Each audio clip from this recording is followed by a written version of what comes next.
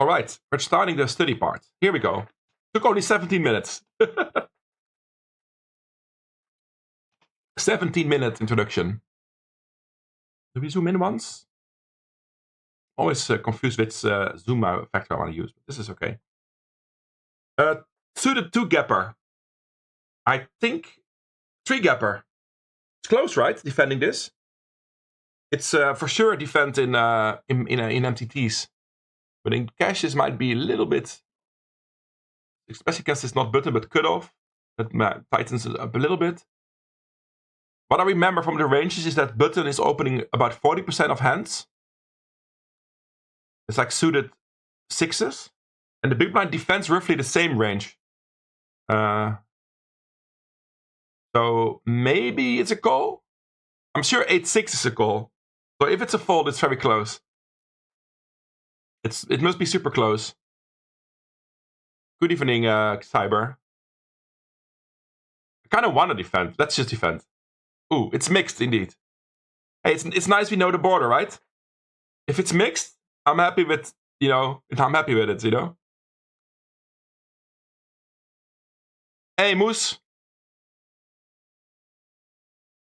How you doing? It's still at work. Okay. See you in a bit, mate. I was going to discuss check raising or not, but the cutoff checked back. Because c-betting is cancelled, right? I told you earlier as well. C-betting is cancelled, so they listened to me. Yeah, I guess we bet the turn. I would go large-ish. It's a chosen size anyway. And then we go 10. It's not the perfect size, but it's all mixed, I guess. 50%, yeah, that's good enough. And the river we should overbet. All right. We'll take it. Selling action is fun, yeah. I'm always surprised how quickly things sell out sometimes. Hey, in a couple of weeks, I might be back on GG, chat.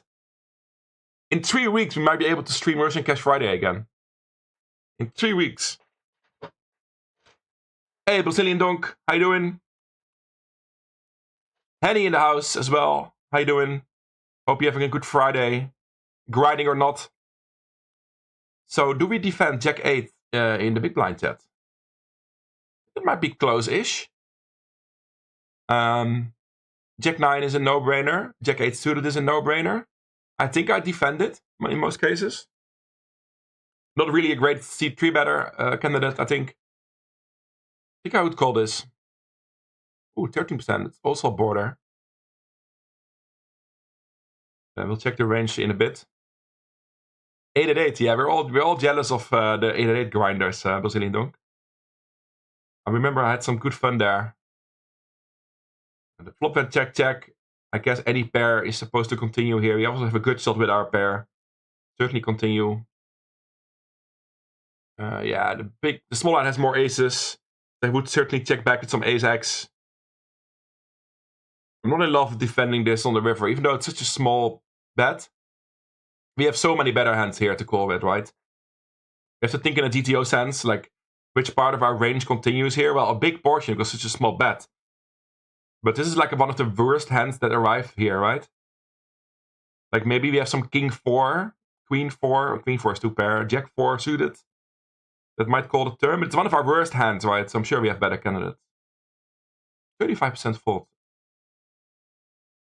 So we should continue most of the time. But again, mixed, so it's just a break-even breath catcher, right? Folding and calling is basically the same EV. Turn call is totally fine. Oh yeah, but I was worried about pre-flop. So what's our defend pre-flop? Yeah, it's a border. Jack 8 offsuit. Mixes between... It does 3-bet bluff. Interesting. I guess it makes sense since it's on the border, bottom of our range, right? See the same with all the offsuit combos here and the suited combos here. Polarized 3-betting strategy with lots of the bottom of our range and the top. So Jack 8 can be 3-bet. Good to know. Alright. Cool. What's with this menu? Go away. Let's learn a bit, yes. We're continuing our cash game learning for probably a couple weeks, and then we might switch back to MTTs in a couple weeks again as well. I've not retired on MTTs in general. It's just a bit of a break. Ace-8 offsuit. We don't defend all the offsuit aces here, but I think this is strong enough. It's probably something like Ace-5 and then Ace-7 plus or something. Or Ace-5, Ace-8 plus. Something like that, but I'm sure this calls. Oh, it's a fold, wow. Interesting. Then it might be Ace-9 plus we defend. My MTT brain can't cope with all these folds pre-flop, man. Thanks, Sikora. See you later. Have a good evening. We don't even call the turn, okay. Oh, it's not the GTO line anymore, of course. We're supposed to fold pre, so this is not in GTO land anymore. That's why the blue one means. The blue exclamation mark. So let's check the range for pre-flop defense. Ace-10 plus, wow, I must knit up yet. On the left is the big blind defense versus the hijack. Need to knit up. Actually defend Ace-10 plus.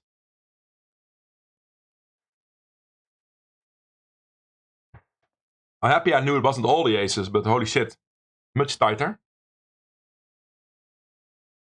We do defend King Deuce suited, but not Ace-9 offsuit. Might surprise people, right? But that's why it's crash games. It's deeper stacked. Pre-flop no antes. That makes us play differently. Oh yeah, Streamlabs is still spamming on YouTube. A bit of annoying that I cannot turn these timers off for YouTube and have them on Twitch. Because it's the same bot with the same command on both platforms. I think I cannot do that. But maybe I'll figure something out. Streamlabs the spammer. Alright. I think I fold this, chat. Multi-way, this is pretty bad hand to play multi-way. I think I'll just fold, even though we're getting a good price. Yeah, I think Jack-10 offsuit is a call, right? That might be the weakest we call the multi-way. I think Jack-9 offsuit also folds. Even Jack-10 offsuit, you're not super happy, but we need to realize 18% of our equity. You would say that Jack-10 qualifies. All right, let's see what the range is.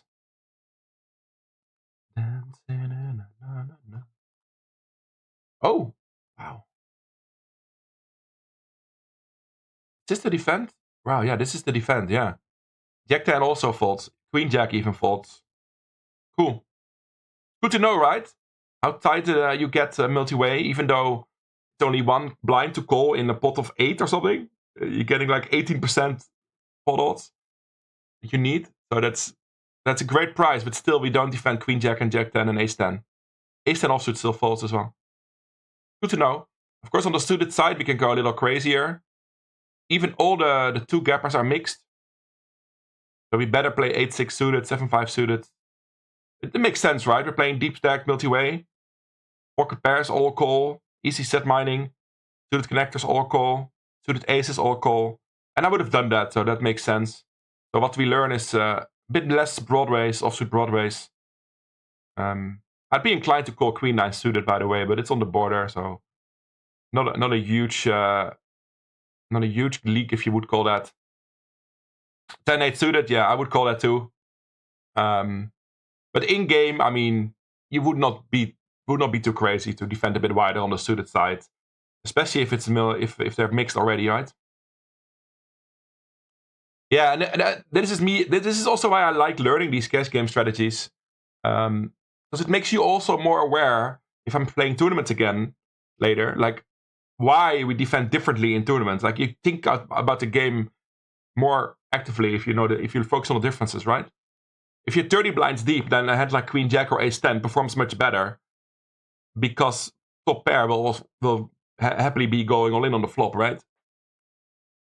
But multi-way 100 blinds, top pair will not do it too much, and also will also dominate it. Rather make flushes and straights.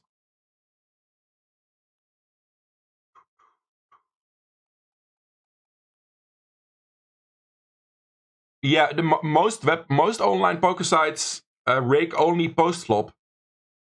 So that's why you're inclined to 3-bet a lot pre-flop to take the pot down and don't pay any rake on it. That's also the solution we're using here for this trainer. There's only rake post-flop, and it's about 5%, I think. You pay on most sites. I think iPoker is 6% on low stakes, but very close.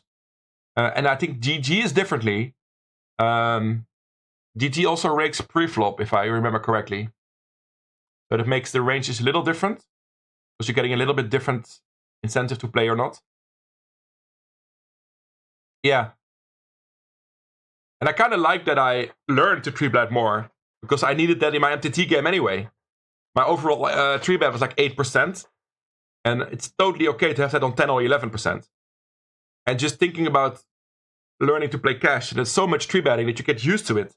Your first instinct will be on the cutoff or the hijack versus an open, will be to 3-bet or fold and not call. And that will certainly help you in every poker game, right? Not even only cash.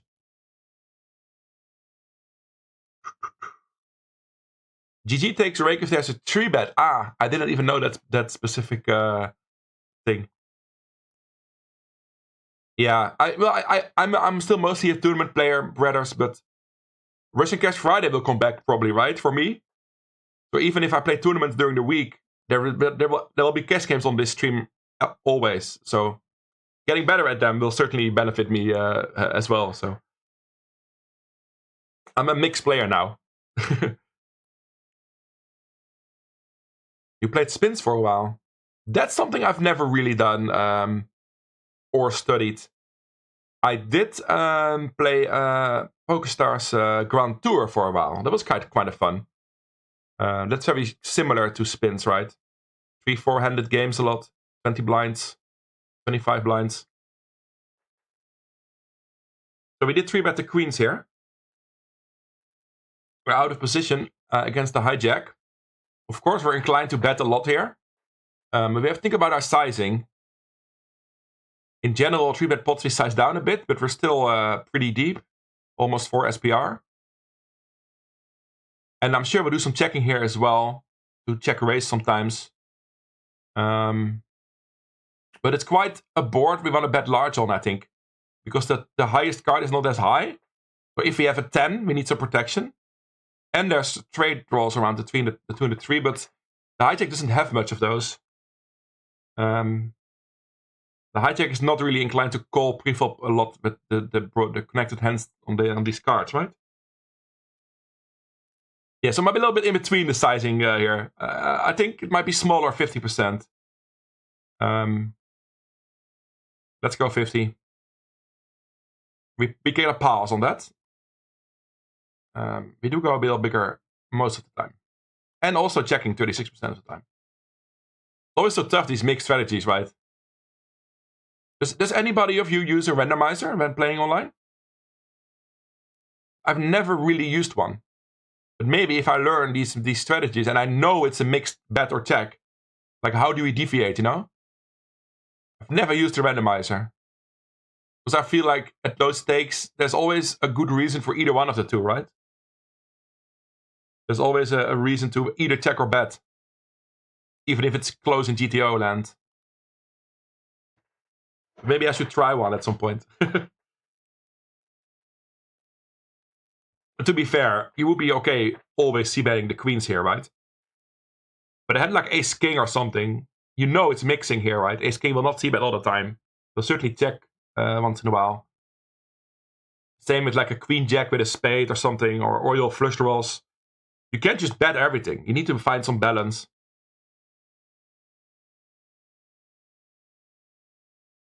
I think most people don't know which spots to randomize. Yeah, and then you'll make more mistakes trying to memorize, trying to randomize, and then you're doing it in the wrong spots. And then you might even lose more money because you're doing it wrong, right? So yeah, that's a good reason to not use them. Yeah, we can look at how our range plays.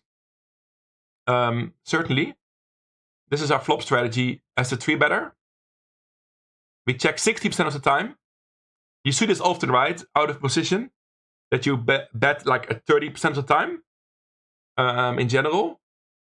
And here we bet a little bit more often, but still only 40%. Our range advantage. That's an interesting range. We have a range advantage. No, we don't. Interesting. We have a range disadvantage against the hijack caller. I've studied so less 3-bet pots that this already surprises me. That's how this is how I know I've not studied this enough. Of course, we have equity realization. It's much higher. So EV-wise, we're flipping here. 50-50 EV-wise. If you include the equity realization. And even out of position, right? But it's because we are a pre-flop raiser. And of course, queens are on the top of our range. Interesting how we have a more polarized range than the big blind caller has, right? That makes sense because he has 3-bet bluffs. But yeah, overall, overpairs tend to bet. Like I said, ace king, ace queen, these hands mix. Overpair, overcards. We continue with all the baby aces, the good shots. At least we mix it a bit. But if you would check here a lot, that would be fine, right? Because our strategy is overall 60% checking.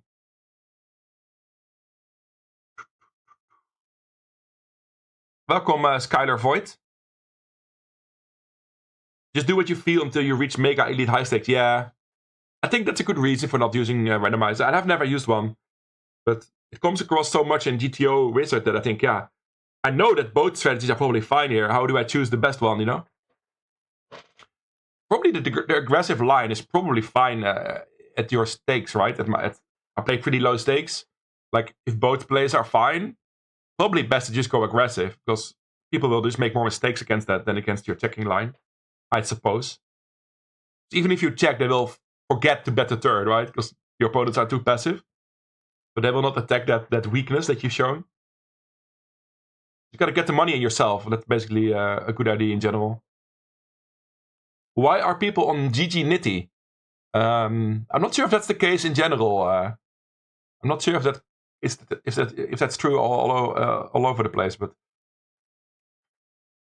GT is one of the toughest sides I can play on here. The other sides are much softer, and that means people are looser as well. I would defend the suited king here. Every suited king, I think. Alright. 77%. It's probably 3-betting too, right? Instead of folding. Yeah. Good evening, Potentious Possum.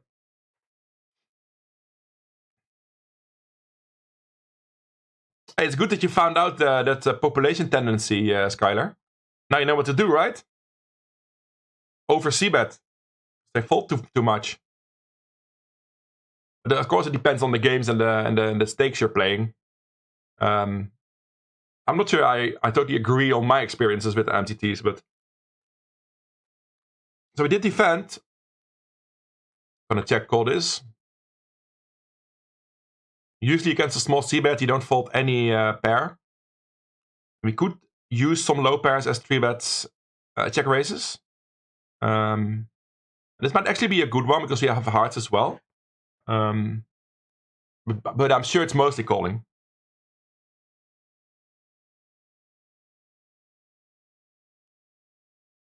What I would suggest... Yeah, what I would suggest is a c-bet wide, yeah. You found an exploit, so... If they overfold, you wouldn't mind getting all these chips every time, right? Yeah, only checking, only calling there. No raising. No check raising. 2 pair. We probably will lead out. To get value.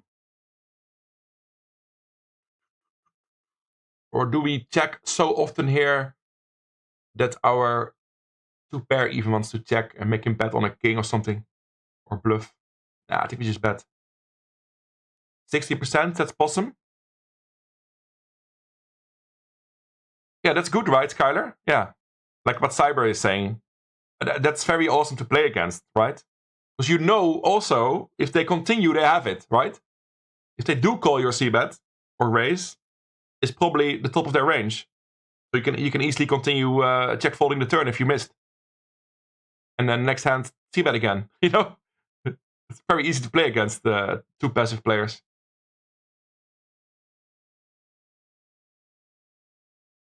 Yeah, I might understand a check here. Because what are our bluffs? What are our value hands? Like in both cases, I feel like we're lacking a little here. Whoa. But at least if we bet small, we can get called wide. Like even a 9 can call us. He's probably betting a 9 on the flop anyway. Oh, he did c-bet, huh? He did c-bet, so he might have a 9. Then he checked the turn, right? He could easily have ace-king. Not the right size. Oh, we do go large, chat. We do go large.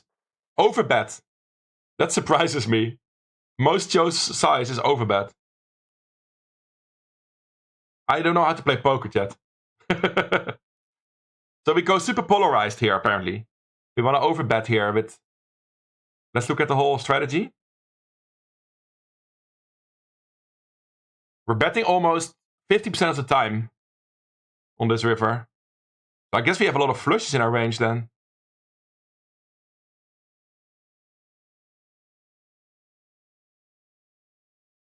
And we have quite some. Look at the mixing of all these hands. Look at the sizes that mixes it.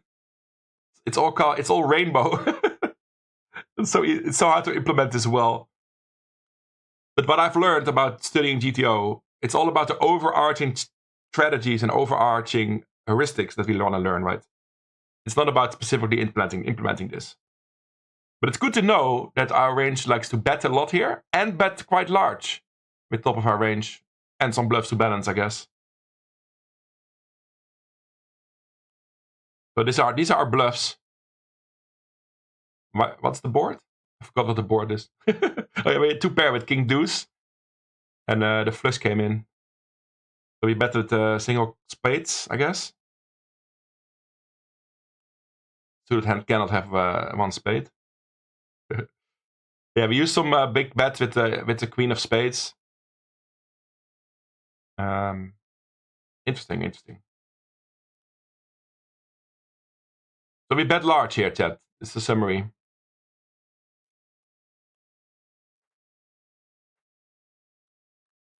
But he'll try to steal. He would bet more on his draw. I don't know exactly what you mean, Potentious. I'm sorry. You have to realize we're playing against GTO, right? So they're no exploits here. They're all playing perfect. We're trying to imitate that. All bets will be balanced. So if they steal, they will also have to have good hands in that range.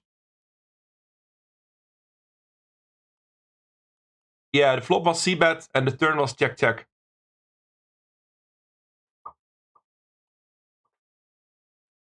He would have bet the turn with a flush draw, you think? Not always. I'm sure that also mixes in some checks. Can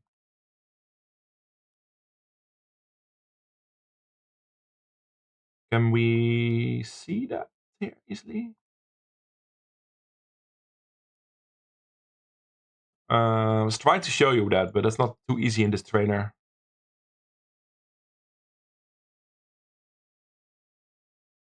Now he bets because we have a different. It's randomized, so now he does bet the turn. But I don't think I can see the strategy for the button easy. No, we have to look that up in a different way sometime. But he will have some checkbacks with flush draws.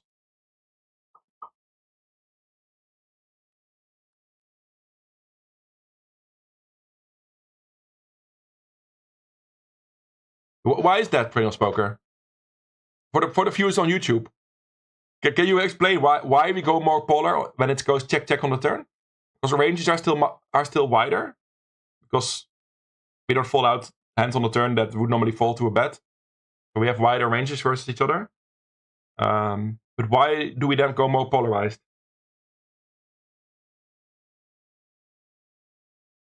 Is there an easy way to get? Is there like a trick to remember why that is the case?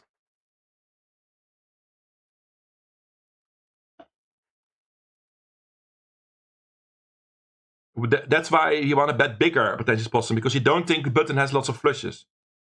Well, that makes sense, because you want to bet bigger if you have the nuts in your range, and you want to bet bigger if your opponent can't have many nutted hands in their range.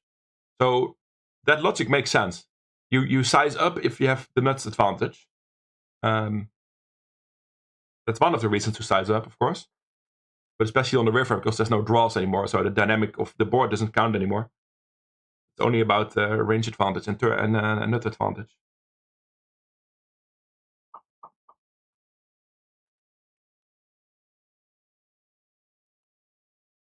He's kept himself, yeah. But doesn't that mean if he bets small that a lot of his trash will fold anyway? That's why we bet. That's why we have small c bets a lot against the big blind, for example, because he has so much trash in his range that would fold anyway to a small bet. We don't have to size up. So that contradicts a little bit.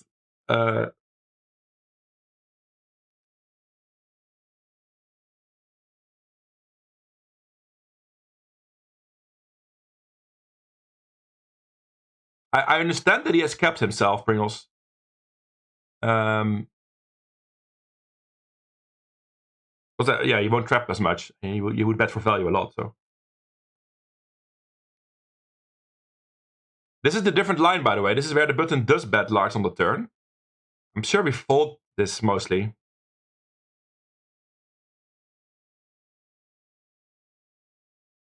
$50-50. I call it 50-50. We do call 50-50-ish here against the overbet. Yeah, so against overbet, we start folding our weakest pairs. But I guess the king deuce is quite a good pair to continue with.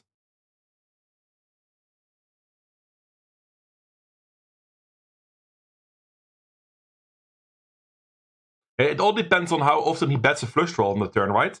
And I couldn't find that range easily in this view, sadly. But now that we are studying it, I can find it easily. Sorry.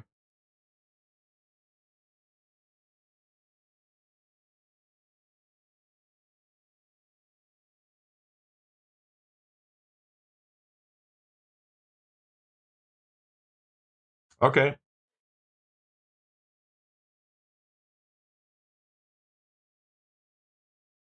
Yeah, and of course we want hero calls when we have two pair. But if we're bluffing, we don't. But yeah, I think a lot of it matters in how often he will bet his flush draws. And I kind of agree with Pretentious Possum that it's likely that he does bet those flush draws. So if he checks back, he doesn't have them as many. That would be a good reason to size up as well.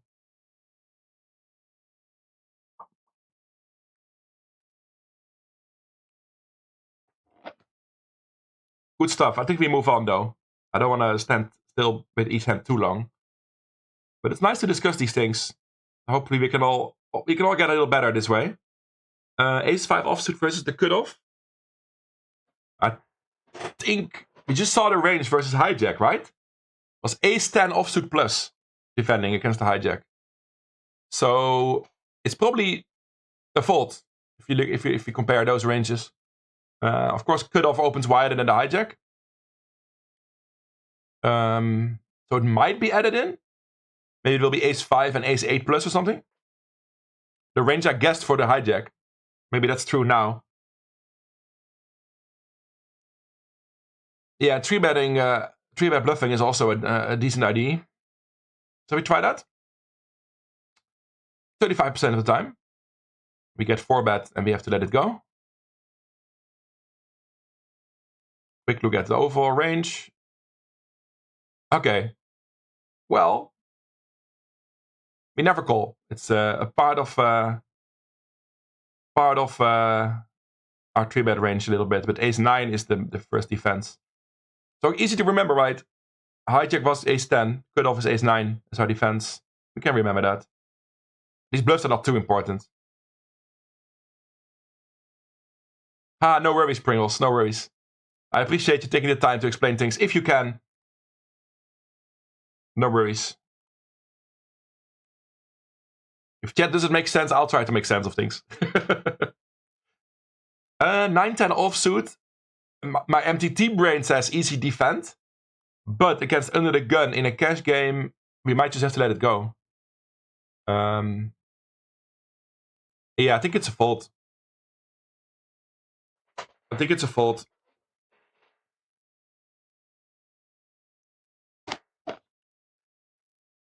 What do you guys think, chat? Good fold? Against under the gun?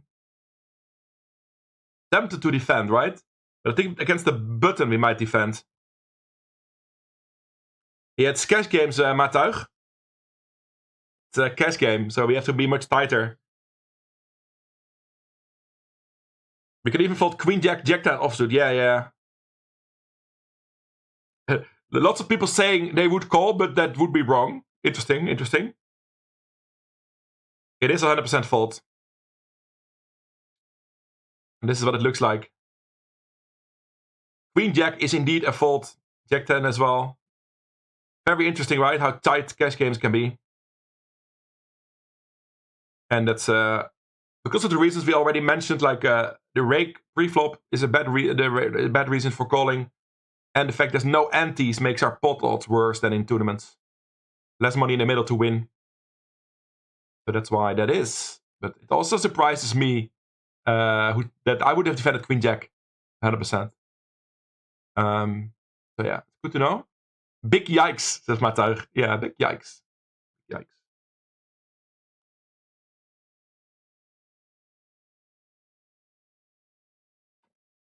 This one I would call, I think. Versus the cutoff. Who opens about 32% of hands, 30% of hands. Including all suited sevens. And things like that. So yeah, Queen 9 suited. Yeah, we call. 94%. Pretty bad flop for us. We just check fold this, right? Even though we have runner hearts, but it's not even to the nuts. We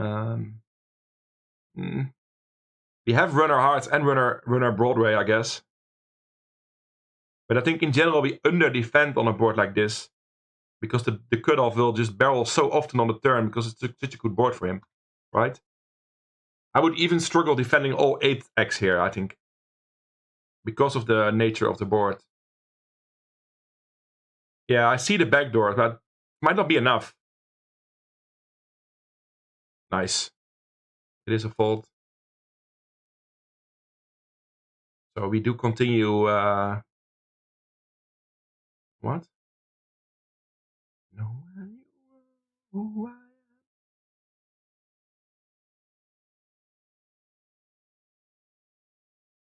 I'm confused.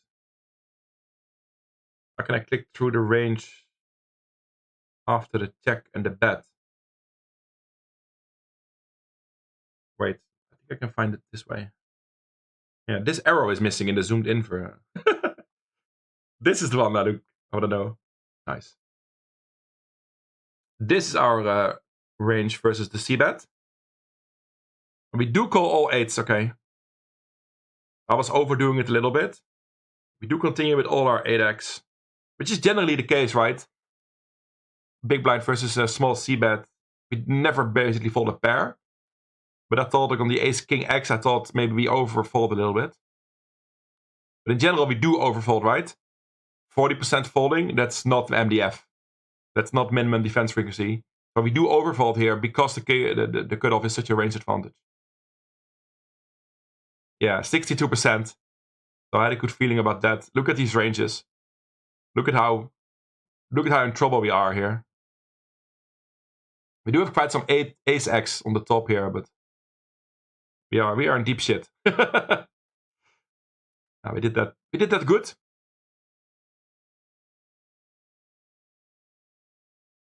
I'm gonna leave this view so it's easy to navigate in this. Still good, you can still see it well, right? Still big enough. So do you want to 3-bet this, chat? Who wants to 3-bet the suited ace 5 here? I can feel it.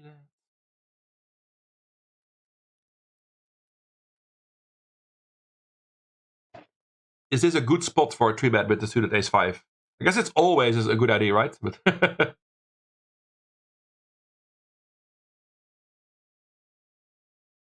too strong. Interesting comment. Like we just saw before that we start 3-betting some offsuit aces against the cutoff. Against the hijack, we don't 3-bet any offsuit aces.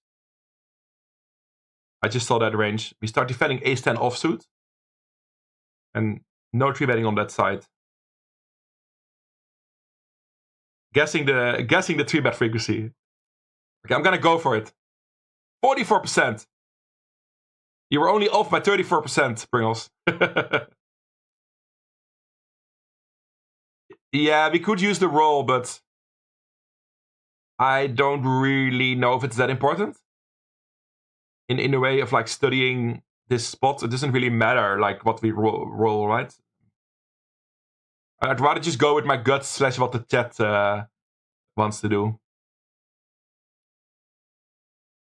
Yeah, flat and 3-bet. We'll look at that range in a bit. I've gone the 3-bet route here. Now we have 9-3-3 wrong suits. Do we see bet here out of position? I wasn't really planning on it, Matuig. Wasn't really planning on it. My plan was about 2 hours of studying. And then play games because it's Friday party night. I played 6 hours of Cash on Wednesday on stream. I'm still recovering from the big loss. Lost 14 euros at 4NL. You want to see bet? I think it's mixed, so it's probably fine. I think it checks also. Out of position, want to check quite often. Oh, we never bet third. Pure check. Pure check. And the preflop range. The preflop range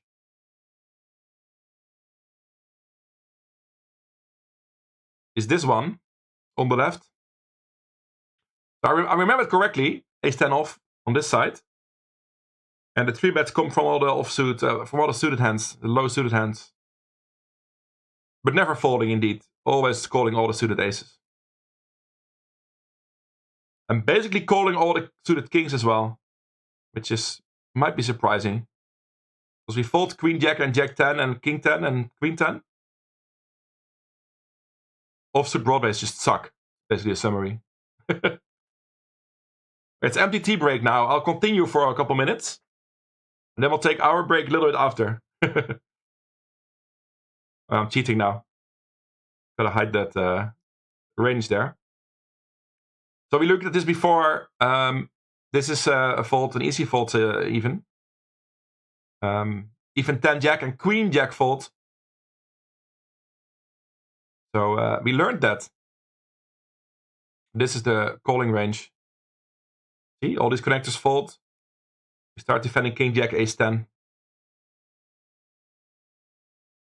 Runaway train. Sorry, I should hide the range when I move on. I didn't see it though. I think we... this must be close. Button starts opening like King 8 offsuit, I think. So I think it's a defend. That is true, Anaconda. I want to try if I can get some more viewers on YouTube in the next couple of weeks / months. I think I'd call this. Not happily, but borderline. Nice. Check, check, flop. We surely have some leads here. We can surely make some straights here. We have 5-6 in our range. They have 2, by the way. But this hand just checks. Oh, it doesn't. Wow. Funny how I'm completely wrong here. He should have bluffed the turn, apparently. Overbet, sexy overbet. 250%. Oh, only 6% of the time. So mostly small bet, but very interesting.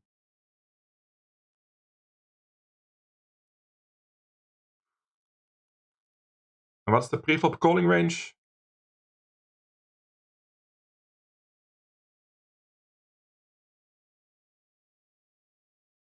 Yeah, king 9 is the worst hand we start calling with. And lots of 3-bet bluffing against the big blind, against the button. Basically all the offsuit combos we play also have some 3-bets in there. And a bit less of the suited hands. Interesting, right? Against the hijack, you'll see a lot of 3-betting from the suited hands. And against the button, we 3-bet more offsuit hands. Because we want to just call with the suited hands, apparently.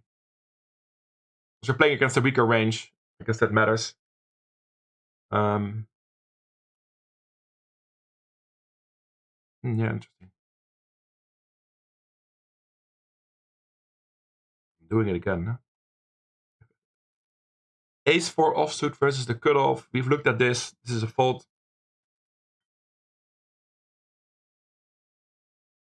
It's nice to focus on one position, right?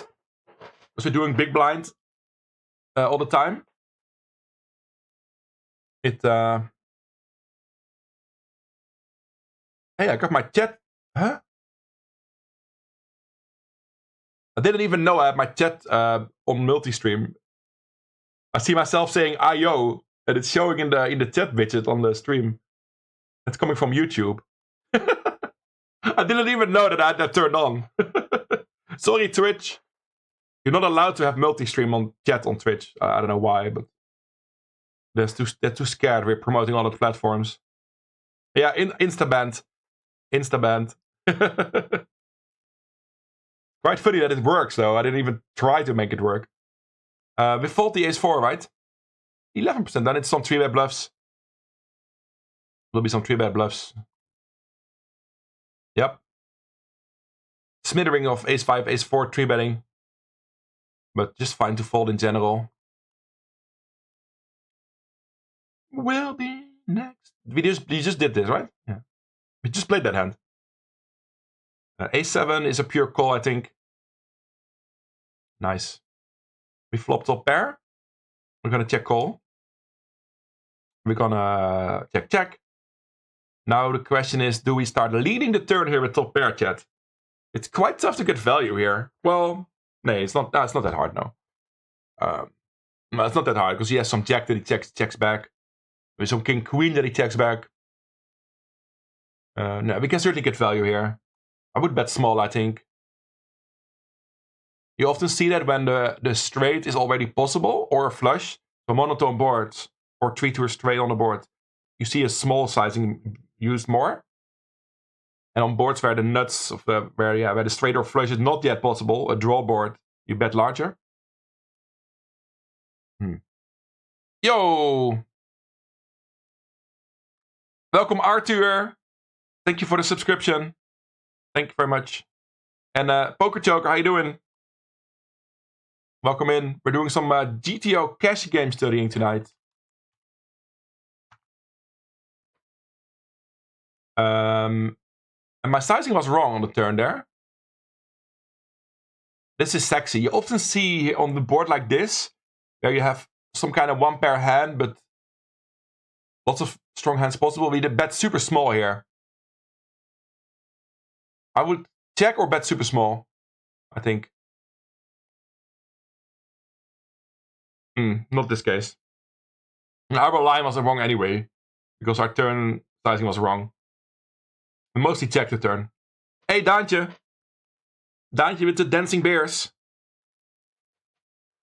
Let's go to the next hand. Now the question is, do we start 3-betting this against the hijack? I think against under the gun, we mostly call. Under the it might be borderline, might be mixed between calling and 3-betting. What do you think, chat? Do we 3-bet or call the tens?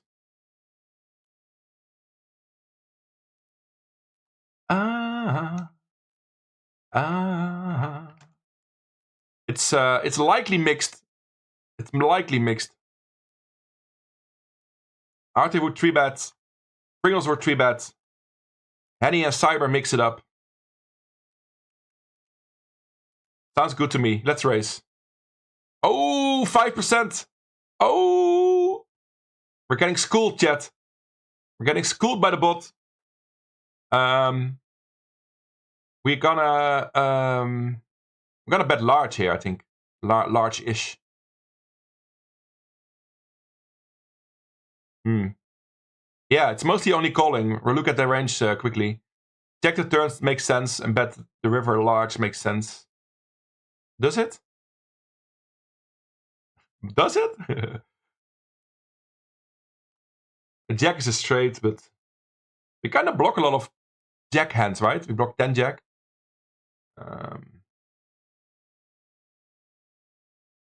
Maybe just jam? It's only 1.5 times pot. I fucked up that hand completely. Now we have to wait till the hijack makes a decision. That was not good. We blundered that. So pre-flop, it's a defense. It's a call. Even jacks mostly call. And this is versus the hijack, not even against under the gun. So against the low jack, under the gun, we defend jacks purely, I guess. Very interesting, right? Very interesting. We all need to knit up, chat. We all need to learn to knit up even more. In cash games. It's a fine 3-bet in tournaments, I think, mostly, but even in tournaments might be fine. Yeah. More 3-bet bluffs than we value 3-bet jacks. Interesting. And we fucked up the rest of the hand as well. Because I did bet the flop. It was okay. But indeed, it goes more polarized. With more checking and more betting large. On this board. It's a wet board, you know. Lots of draws, flush draws, straight draws. He will have lots of broad raise and 10 jack and queen 10 and stuff like that. So I guess it makes sense to go a little larger on this board. But again, lots of checking out of position. Even as the pre-flop raiser, we do check a lot. Next hand. Knitting up is so boring, yeah. That's why those 9-handed cash games are cool, right? On GG Poker. That we always use for the home games. There's antes there. So it makes sense to go a little wilder there. I'm sure we'll defend the jack 10 suited. Nice. Not a great board, even though we have a good shot. Against a large sizing, chat. Are we defending the good shot? I'm sure we call it against a small sizing. I'm not so sure here. Again, this is such a bad board for us. And the jack and the 10 are never going to help us. Like, if it's a good shot and you have also an overcard to the board, or some other thing that can happen in your favor, then it's often a defend. But I'm sure against the big bet here, only the queen, I don't love it. Cyber would go all in blind, okay. Then I have to change my glasses. So, I changed my glasses solo. Can't see fuck anymore. I'm all in. 682%.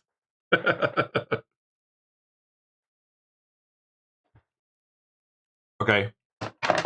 Back to the world where I can see things. Let's fold. 50-50. 50-50 against the large bet. Yeah. So it's neutral. 0 EV and 0.01 EV for calling. Yeah, you're just so much in trouble, you know.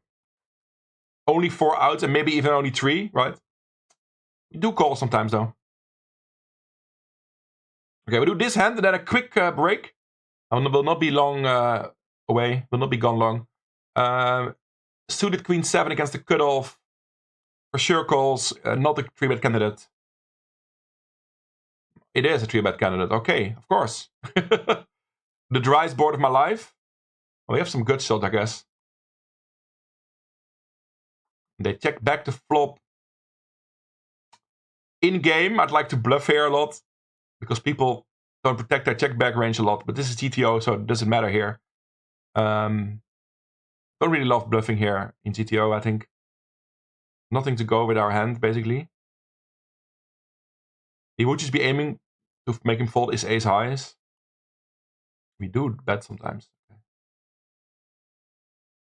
And we can wrap some straights here, right? Let's bluff the river. Alright.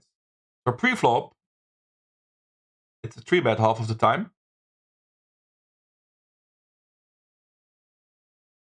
Nice. We'll just take that for granted. And then the flop went check.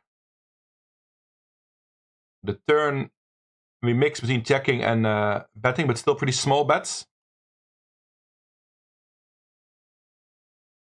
And then the river, indeed. We bet all sizes. GTO is having fun with us again. We bet 155% half of the time, and 36% the other half of the time, mostly. So we split our range in 3 ranges, but mostly 2. I guess a hand like top pair goes in the small betting range. We can see that here. This is the small betting range.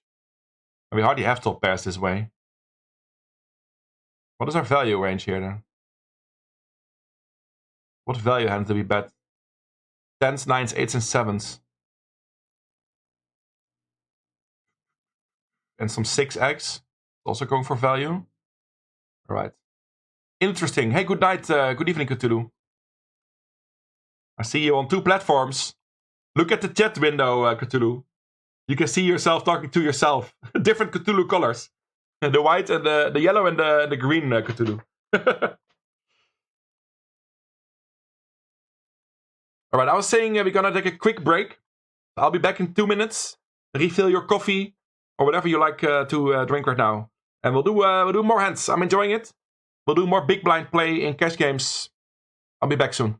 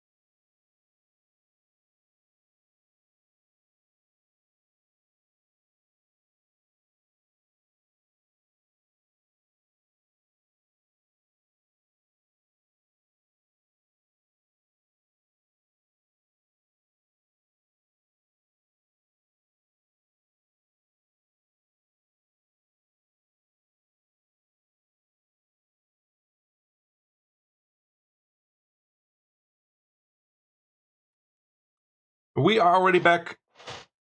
Welcome everybody. Hello, Moose. Finally finished work. Awesome.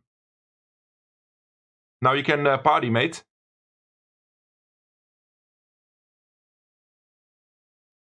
Hey, if you want to listen to this stream without music, because you want to play your own music, YouTube is the place to be. And if you want to listen to us with the music, Twitch is the place to be. And we are studying some more cash games. Big blind defense, big blind 3-bets. That's what we're after for. Cheers.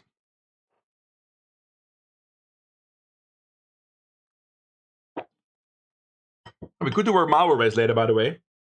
Kind of worked okay Wednesday when we tried a couple races. Who missed the marble races yet? Hey, Kiribas, good evening. Welcome to Variety Friday. We're gonna play some nice guessing games later.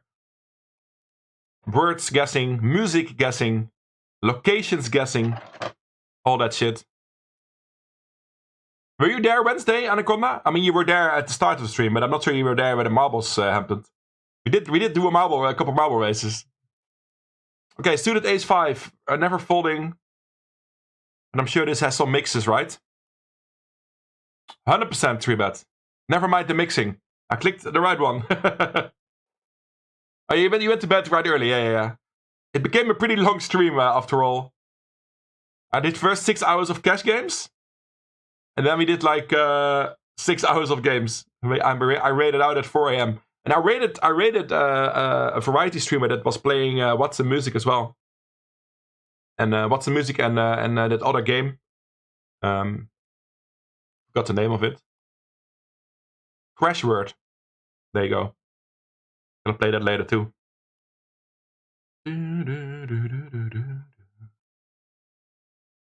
Okidomus, enjoy your dinner. A break from my screen is also very important, mate. We did 3-bet the ace 5 suited, which is 100% 3-bet, by the way, pre-flop. Never a defend. I kind of like c-betting here. It helps. We have the runner spades as well. It looks like a dry board, right? But the button has quite some straight draws here. Some good shots. 8-9 suited. 9-10 suited. 5-6 suited. 5-4 suited. Overcard. So it looks dry, but it's pretty draw heavy still. So that might lean towards a bit more upsizing here. But if we want to bet for value here with a jack, we want to size up a bit, I think. That being said, we're out of position in a 3-bet pot. And that often leads to betting small. What's our sizing here, chat? What do you think is the good size here? 33%? As like a default? Or do we indeed size up here?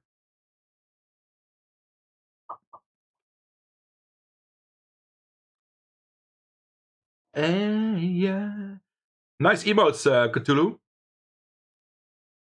Yeah, we're not monetized on YouTube yet. I hope I get some custom emotes at some point in the future. I need your help for that. I said hey. Okay, let's go 33%. It's wrong. They're basically going to end the hand now because it's such an under-red line. We do check twice correctly. It is check and bet larger. So I was kind of on the right track. With betting quite large here. Like for a 3-bet pot, this is large betting, right? 50%, 75%. And that's because this board is quite dynamic. Lots of overcards to the jack can change the winning hand. Good shots can make straights and stuff. So that's why. So, cool. That was your dinner. Homemade burger and homemade fries. Nice. Yeah, I was going to ask, did you also cut the potatoes yourself? Or wasn't it that homemade? King Jack offsuit against the hijack. We looked at this 20 minutes ago. We defend super tight on the Broadway offsuit side. We know that Queen Jack and 10 Jack are folds. But I think this starts calling. I think this is the first hand we start calling with.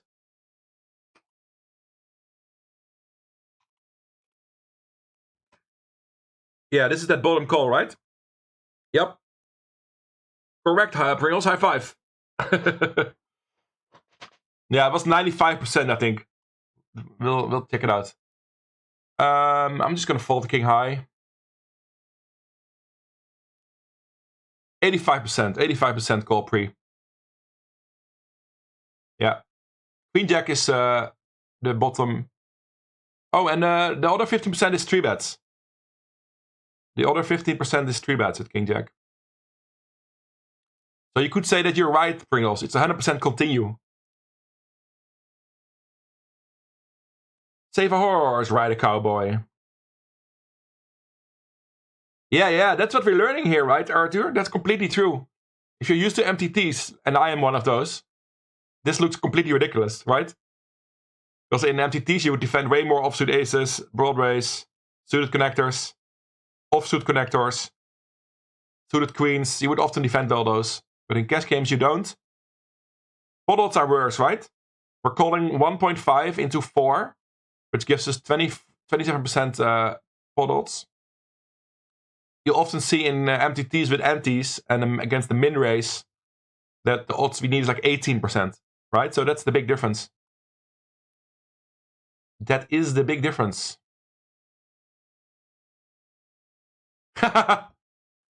Homemade fries, yeah. Homemade fries can be very good. Yeah, we're studying some cash games today, Kiri. I play both anyway, right? As well as I'm back on GT Poker in a couple weeks. I'm sure I'll stream cash games on Friday again, right? Russian cash, so good to learn. Yeah, this defense, right? We just said we would knit up. But yeah, I cannot fold this yet. But I think it might be. I think it might be a fold.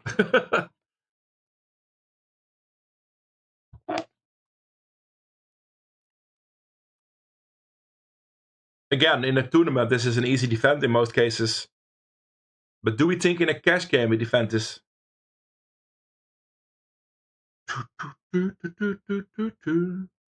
Nice, Kiribas. Did you own a hyper again? You did good on the hypers last year, right? 20 hypers and stuff like that, 10 hypers.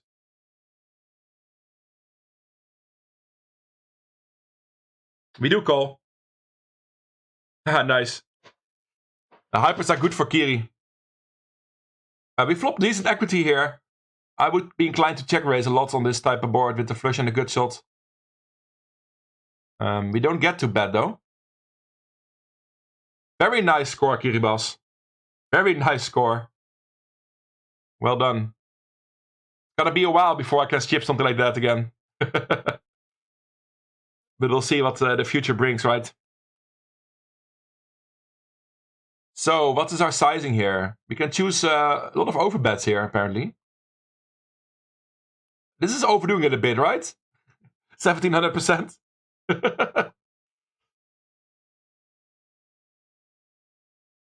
No, very nice, Kiribas. Now you actually rolled for $10 tournaments as well. Not that it matters so much if it's a part-time gig for you, right? 50 or 75. Yeah, let's go large, like 75 or 125.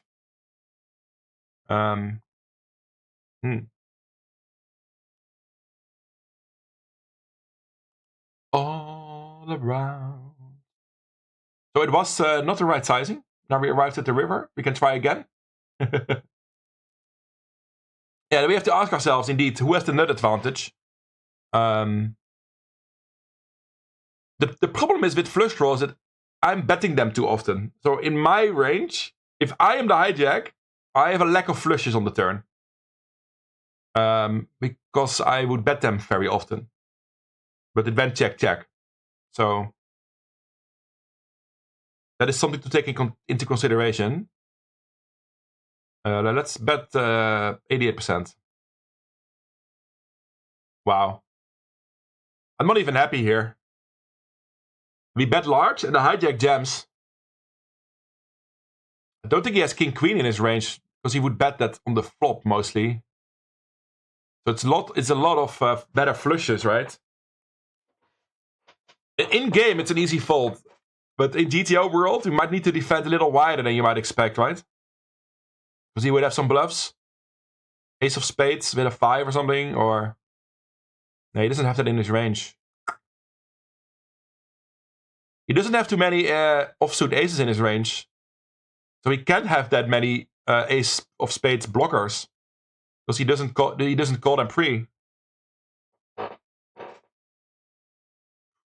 Yeah, I'm also leaning towards folding, but just thinking about what he could be bluffing with.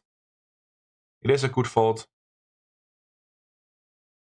What would make for a good bluff catcher here? Good question. I mean, spades do help. Because we block ace-8 and ace-6 of spades. And a couple other hands. Let's see what our river calling range looks like. Against the jam.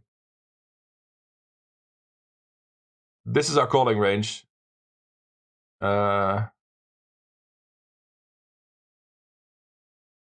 basically only nut flushes. I've never seen a range like this. I've never seen a range like this. We literally only call with flushes and full houses. Do we have full houses in our range? It must be, yeah. We have a bit of king, queen, queen 7, 7s and 4s, but all so low you cannot even see the bars. It's 3% of our total range. And the rest is flushes. But then let's look at the king, the hijack range. Oh yeah, I always struggle showing that. Is it this one? No, this is the total range that arrives here before the bet. No strategy here. We can't really look that up easily. But yeah, the question is, does the hijack have a lot of nut flushes here that he would check back the flop with? That would be my question. Something we could investigate. What if I go to study this hand? It opens a new window. I can work with that. I want to see if the in-position player has some checkbacks with flush draws. I mean, I'm sure it does. Hello? Leveraging lags. There we are. And this is the checkback range. This is the turn. This is the flop. So we can filter for...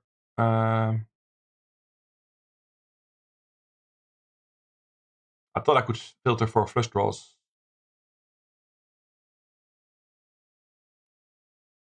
But I forgot how to do that.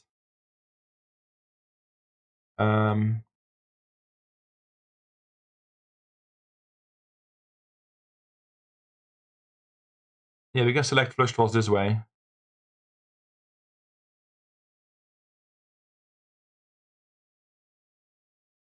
This is combo draws, flush draws to the nuts, and regular flush draws. So this is our strategy with flush draws. Overall, 37% check, 63% bet. So yeah, mixed. I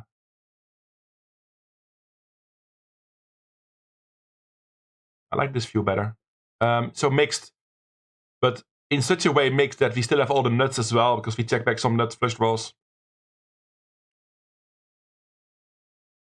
So yeah. I don't learn anything from this, because I already knew it was mixed. But it's a good confirmation, right? We have enough nuts in our range that we check back. And that's why we have to check back some flush draws. To be balanced when the flush comes in, right?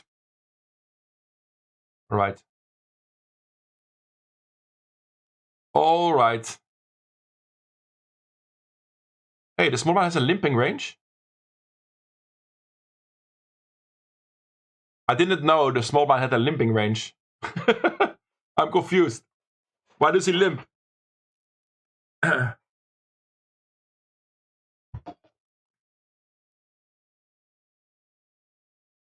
Do we raise against the limp though with ace-4? I think we prefer to do that. But it's just a tournament thing, like who's limping in cash games?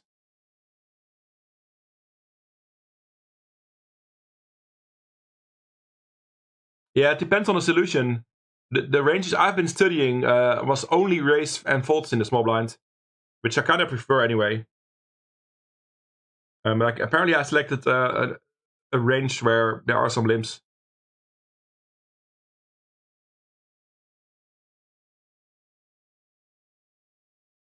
Usually this got this type of hand on a dry board, you just check it down, right? We do check it down and we chop it up. Right? Yeah. So let's see what the preflop shenanigans is here.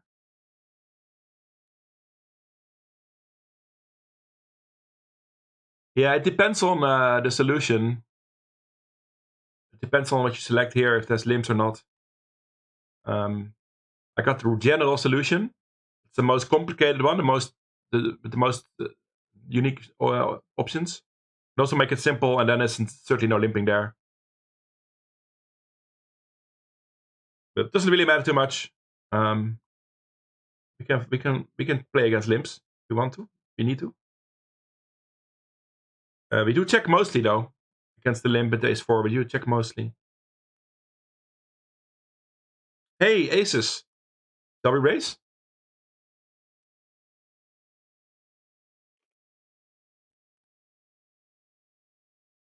We get the click back. So in position, you would have some calls, right? With aces against 3 and 4 bets sometimes, especially against 4 and 5 bets. You would have some traps, but I think out of position we just jam it in. 95%.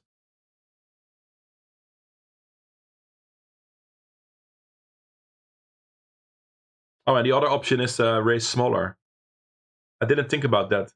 I didn't think about that option. Make it 36 blinds. It looks so fishy, right?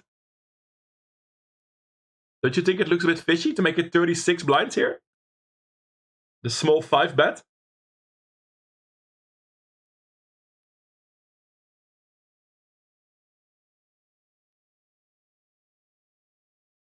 Looks a bit weird, but all in is fine, of course. King 9 offsuit versus under the gun is an easy fold, right? We start defending King Jack, we learned. Yep.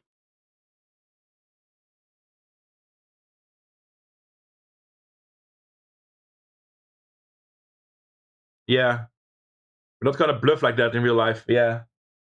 GTO would, but we wouldn't. Yeah. Also, in real life, if somebody 4 bets you there to 25 blinds, it's so value heavy. So you just want to get it in, right? Because they will always call with queens, kings, ace, king. Because population will have less bluffs.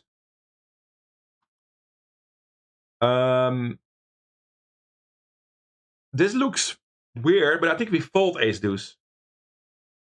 Even against the button. Yep. Look at the nittiness of cash games again, chat. Fold ace deuce. Would you fold kings, queens from early position versus the tiny 4 bet? No. We can look it up.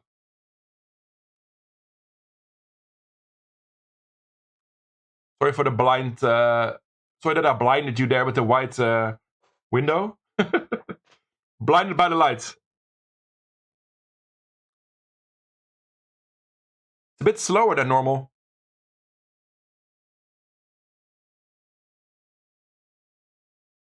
But let's look at the pre-flop stuff. So we 3-bet from the big blind. Then the hijack makes it 24. As a small 4-bet. And that's the range that it does that with. Aces, kings, and ace-king for value. And a bit of queens and jacks. And these are basically all bluffs. Because these will fall to the jam. I suppose the calling range is only ace-kings and ace-king, right? Even ace-queen is a bluff. Queens and jacks call as well. I think if the big blind jams, our calling range is jacks plus and ace-king. That's my assumption. And then this is supposed to be the all-in range. 5-bet all-in. Jacks plus, well, jacks, we almost have no jacks, but jacks plus and ace-5, ace-4. These ranges are easy to remember, right? These ranges are easy to remember. The smaller they get, the easier it becomes. But yeah, we don't fold kings or queens. We fold ace. We call ace queen suited even. So yeah, if I jam, the hijack calling range I think is jacks plus and ace king. There you go. Hey, I knew something. So that means ace queen offsuit is a bluff. It's a 4-bet bluff.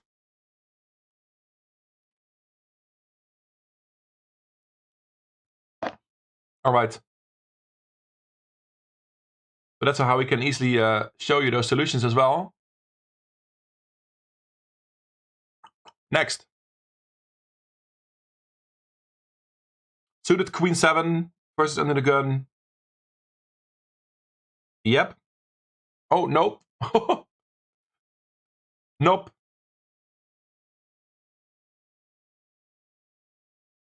We do play though. We have top pair. Easy defense. So this is a good card for us to lead on.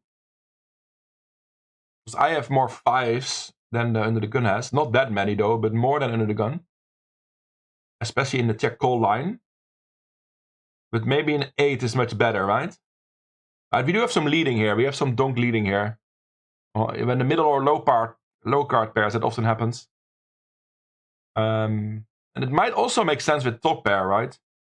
Because we defend our hand against an ace, a king, or a spade. Who likes a bet here on the turn? After check calling the flop? Who likes a bet here? I think in general we do quite a bit of betting here.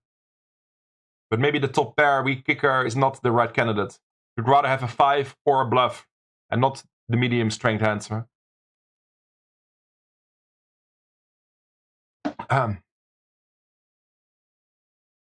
Good evening, Timmy Bus. How we doing? Henny doesn't want to bet.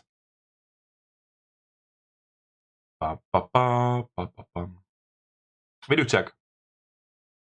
I guess we check call one more time. 41%. And we make a full house.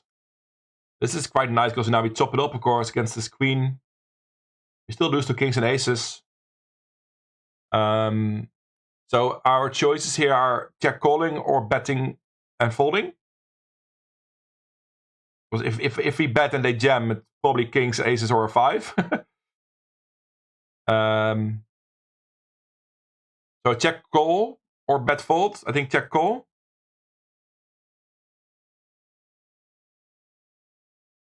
Yeah, if we bet, it's just to get value from like a pocket pair of 9s and 10s. Maybe an 8. And those might check back if we don't bet ourselves. Is he gonna bet 9s if we check? Yeah, he should, right? So he still can get some very weaker hands to bet into us. It goes check, check. So pre-flop I called too wide. Well, it's on the border, I guess. Yep. Exactly border the queen 7. Oh, that's funny. Queen 6 gets played more than queen 7. Something to do with blockers and stuff. Because under the gun opens more. No, doesn't make any sense. Under the gun, we don't open any of these 8s and 7s. Interesting. Queen 6 calls more than queen 7, chat. But it's on the border, right? That's the only thing we want to remember. You don't need to be perfect. Just know the heuristics, the broad lines. Suited queen 7. It's fine to call. I won't give you. I won't boot you. Train going your way. Okay, the Jack 9 offsuit. Folds, right?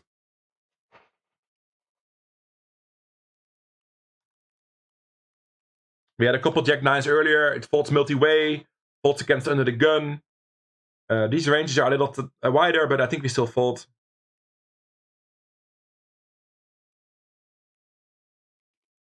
Hello, YouTube.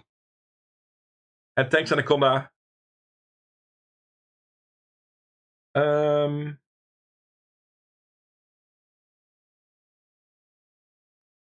Yeah, it's not important, right, Pringles? Like I said, if we can get a broad heuristic here, we're already super happy, right?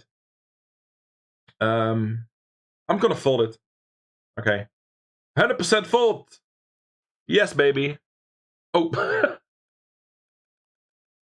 I closed it. My shortcuts have... my keyboard shortcuts are multi-functional. I'm restarting it, though. I'm restarting it. Did I lose my trainer now? Or can I continue? I think I lost it. I lost it, man. I don't know my score either now. What the fuck? I will just start a new session. We're gonna stick with the big blind for today. Maybe another 30 minutes and then that's enough for today. We're back. Queen 7 offsuit versus the small blind. Fold? I think we defend like 50% or something. A similar range than versus the button open, but a little wider. I think is my memory of this. Might be borderline, but Queen 9 for sure calls. I think I fold. 86%. It is exactly border. And if we play these hands, it's 3 bets. Should remember that. It's not about finding the calling range here. If you find the threshold, it's probably a raise. It's probably a 3 bet. But it goes for the offsuit aces, it goes for the suited hands here, and it goes for the offsuit crap here. Well, did I guess 50% range? Yeah, that's correct. We fold 47, so we continue 52, 53. But I won't find enough 3 bets. 17% 3 bet here against the small blind. That is huge. That is the widest 3 bet range we can find. I guess the button is like 14 or 15%. So all the suited broadways, the candidates always ace-5, ace-4. Suited connectors like the 3 bet against the small blind. And this offsuit crap on the bottom here. How do we learn to 3 bet these bluffs yet? How do I implement this in my game? It's just a question. It's just a matter of remembering, right? It's just a matter of remembering versus every position what the likely 3 bet candidates are.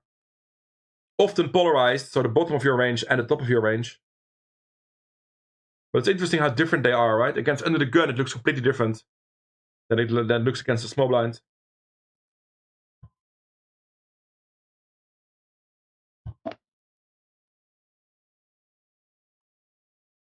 But we did fold correctly. We will call the 5s.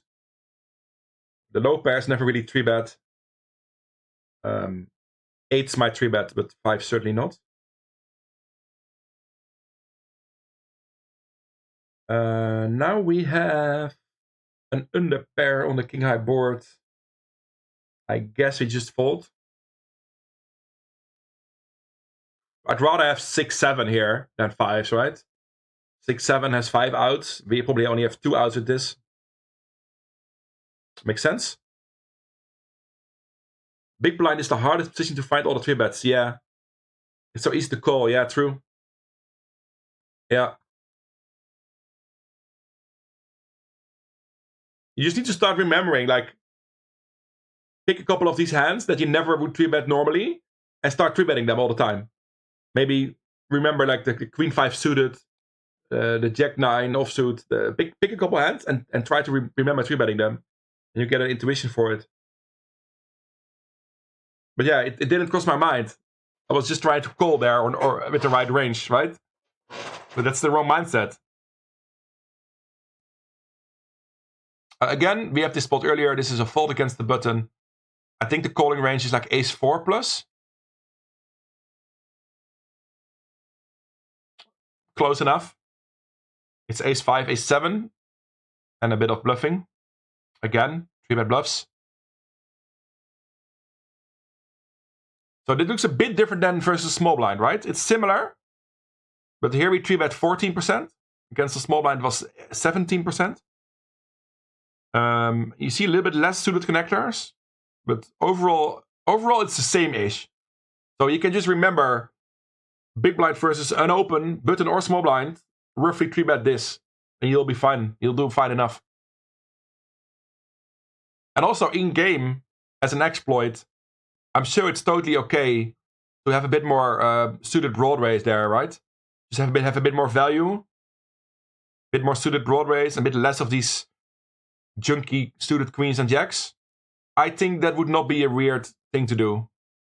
And it's easier, right? Easier to remember, easier to play the suited broadways, offsuit broadways. Just 3-bet the hell out of it. You'll be fine.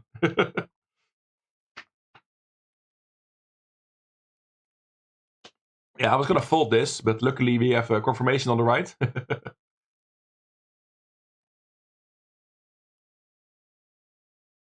King 9. We just looked at this range. So is there 3-bets with this specific King 9? No, I don't think so. I think it's more on the lower side and the higher side, right? This calls mostly. Yep.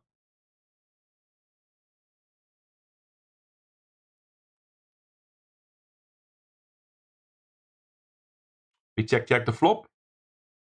Do we bet on the 9? We do pair it. Second pair. Second pair could kicker. There's some reason for it. Again, we have the same question about nut advantage. We do know the button has some nut flushes in the check-back range, nut flush draws. But mostly bets the flush draws, like 80% of the time. And we have checked all our range on the flop, because that's always what we do. So we have more flushes, I think. If it goes like this, we have a bit more flushes. And our 9 needs protection. I would be inclined to bet this. What do we think, chat? Small size. Just make him call a bit wider. Bet for value and for protection. Tin value and protection.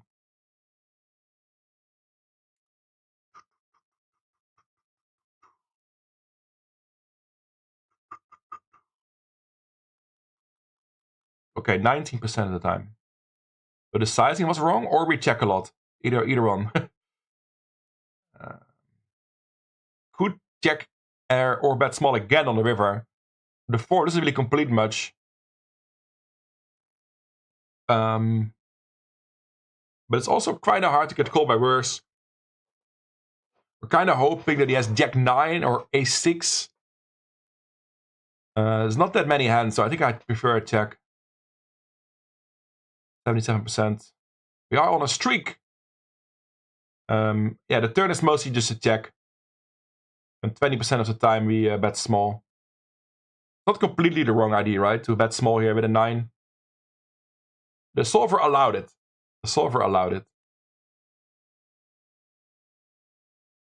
Against the limp, I like a raise. Maybe a bigger one with this hand. Nope. And then the small blind donks into us. Okay. I think I'm just calling here. We can use our position. We have a good shot and a pair. We don't want to raise fold or raise call. Both sucks, right? Yeah. We don't like the ace. What's the leading range for the small blind on that flop? Like it's one of those low boards where you see the big blind do that against the button as well. Maybe this is like similar, where the out of position player has some donk leads on these low boards where we have more straights and sets and top pairs and stuff. And then he also overbets the turn. So he polarizes his range. Might have some ace x of spades. Might have some straights already. A 7 would not overbet here, right? Because if you polarize your range, you're not going to bet with a 7. That's just too much in the middle of your range. So it's either an ace or a straight or a big draw, like ace x of spades or king x of spades. Maybe 8-9 of spades, something like that. I still think we need to fold. against that. Not in love with this spot, but sometimes already crushed. Not a great calling hand, I guess. Oh, fuck. It's a pure call. Wow. He had 8-9. I mentioned 8-9 as spade, though, but close enough. So yeah, 8-9, the straight draw and overcards is a leading donk lead on the flop. Then he overbet bluffs on the turn. And then our fives become a defend. Surprises me. I guess the good shot helps in terms of equity.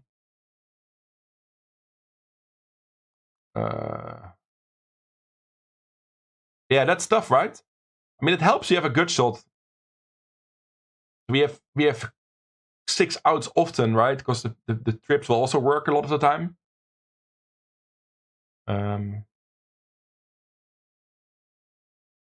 Top pair always calls. I like that filter mode better. This range looks a bit weird, right? Oh, yeah, this is the range. Sorry, we're on the right. Fives. Yeah, fives are a pure call, but we never arrive here though that often. We should not have been here too often. So why is that? Because the flop is also a pure call. It was pure call, pure call. Alright.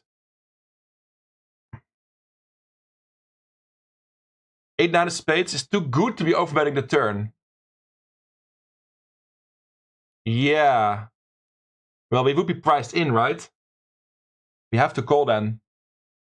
Because we have like 15 outs, 30% equity. We get better than 2-1. So yeah, we would price ourselves in. So it would make a bad bluff. Because we have to call the jam if we bluff. If that makes sense. Yeah, blocking the straight and having the good shot ourselves. These things, of course, work together. Alright, suited ace always calls. There will be some 3-betting, but it's mostly calling. 71%. We certainly check call this, I think. Ace high and the runner flush and straight. Would have some fancy check raises here. Paired boards are usually good to check raise on. We have runner straight and runner flush draws. I kind of like a check raise here. But maybe something like 5-6 is better, right? 5-6 of spades. As a bluff. Yeah, blind versus blind is tough, man. Ranges are so wide. It's probably mostly calling, chat, but I'm just trying to find some check raises here. We have more suited queens we defend than he opens. And on the offsuit side, we have the same queens, I guess. So we have no trips disadvantage. We also call ace queen, so we also have the best trips in our range. So I don't mind the raise here. But like I said, maybe 5-6 of spades is better. Or maybe Jack 10 of spades, you know? Something that goes along with the spades and the rank cards. Oh! I'm sure it raises then, because we're not folding that. Folding the turn, though. I'm sure it's raising the flop then. Yep. I had a good idea here. 80% of the time, we check raise this flop. From the big blind. Our raising range looks like this. So we have Queen X. Jack 10 of spades. Any Jack 10, by the way. Any Jack 10. Oh, I clicked away. And then, yeah, 5-6 of spades. And hearts and diamonds. And some ace 3 and ace 2s. Okay, cool. On the right track with finding the check raise there. Pat on the shoulder.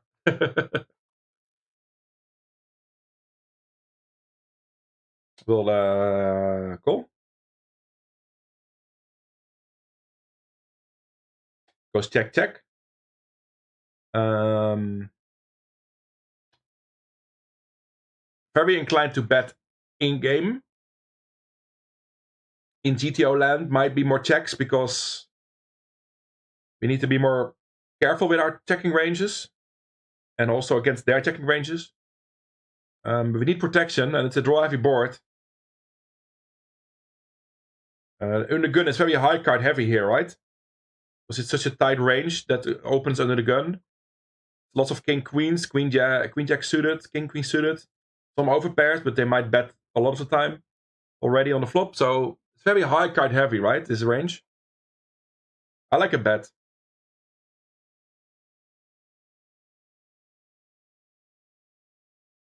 He had king 10. Yeah, the betting is good. Prefers 33%. But that's okay. See, on the right track. Don't need to be perfect in sizings and stuff. Fine to have the good ID in general. Fold. Who plays Jack 7 offsuit? Don't even ask me this. This is a call. And some 3-bets, I guess. Check call. Nice extra equity. It doesn't really complete any other draws we can have. So we don't have any leading range here, I guess. Just check call. We already have top pair, out to flush. I'm not going anywhere. Now we river the nuts. But what's our overall plan here in the big blind? I don't think we have a lot of bets. Like in general, if we don't have a flush, the ace is not great for us. Cutoff has more of those. Yeah, the cutoff still has aces and ace king in his range. Maybe even ace queen sometimes at barrels. Sets he has also.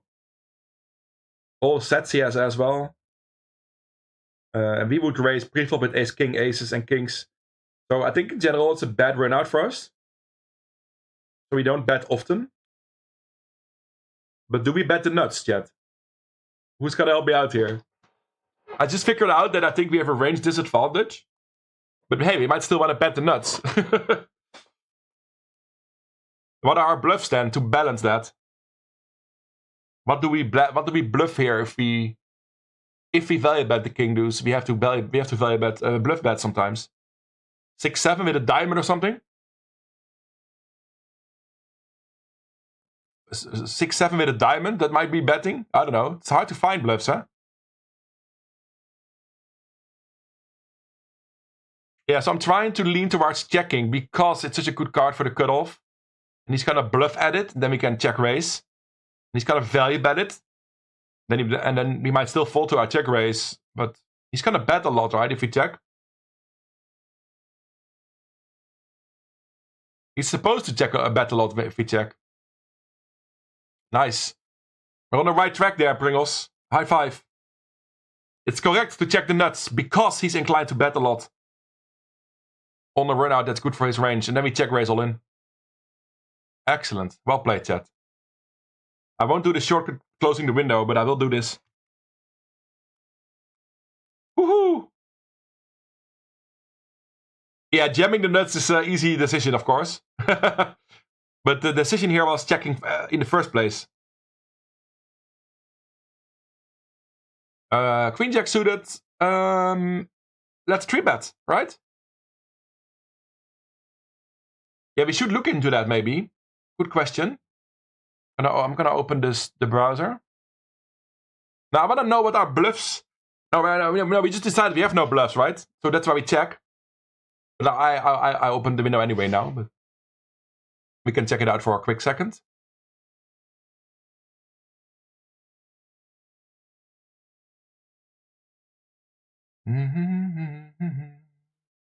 Generating game trees. What are we doing? River. Big blind. Contacting the oracle. So yeah, our range checks 90% of the time. So we do have some bets. And they're mostly... Yeah, we do bet some flushes. The middling flushes likes to bet here. With the Queen 8, Jack 8 and 10 8. I'm not sure why that is. We do check the King High flush almost always. Like we did in the example hand as well. And then our bluffs come from these hands. Yeah, 7 6, 6 4. I mentioned those. The missed trade rolls. And then I thought with a diamond, but these are student hands, so it doesn't really matter. We have no offsuit connectors with a diamond, so we have no diamond blockers available. It's either the nuts, the flush, or nothing. But that's how it looks anyway. But in general, we check a lot here. We check 90% of the time. Overall. Okay. I'm not really sure why these flushes like to bet. And why the other ones always check, but that is what it is.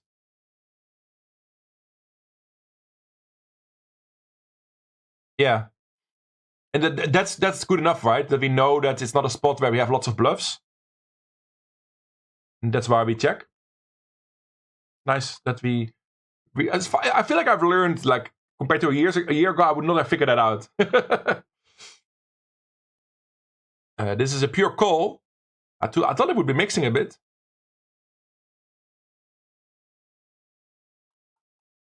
Check, check.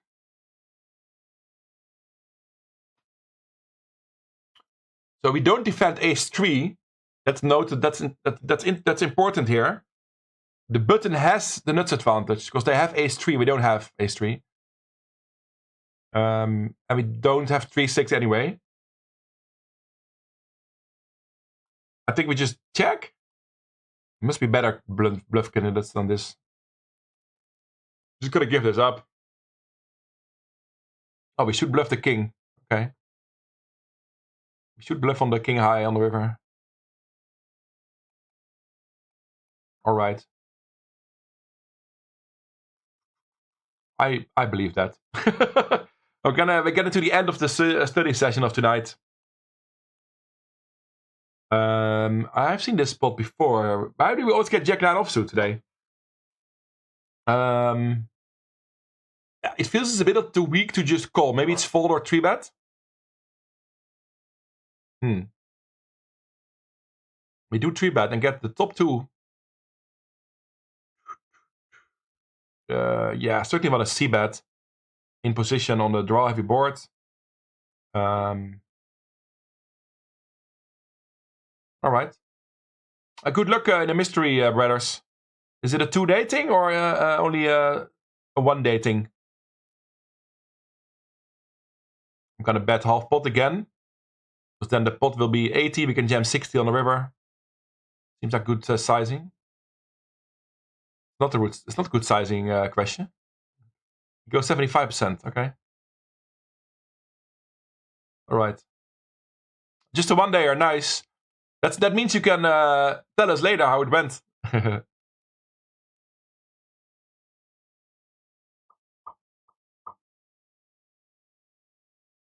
To me. Yeah, I noticed I'm getting mentally like after about 2 hours of GTO Wizard, I always have a brain fog. It doesn't work anymore. I think you're gonna end the study part of the stream. 2 hours is nice, right? Yeah, I think I'm gonna end it here. Okay, I clicked next hand. This is the last hand. We'll probably call this a lot. Yeah. We might continue wide here. The ace of spades. Yep. Yeah. I thought it was good sizing. Bet 20, and then the pot became 80. We can bet 60 on the river.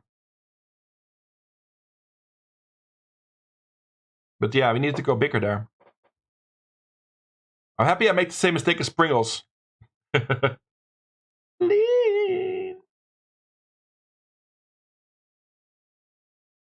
All right.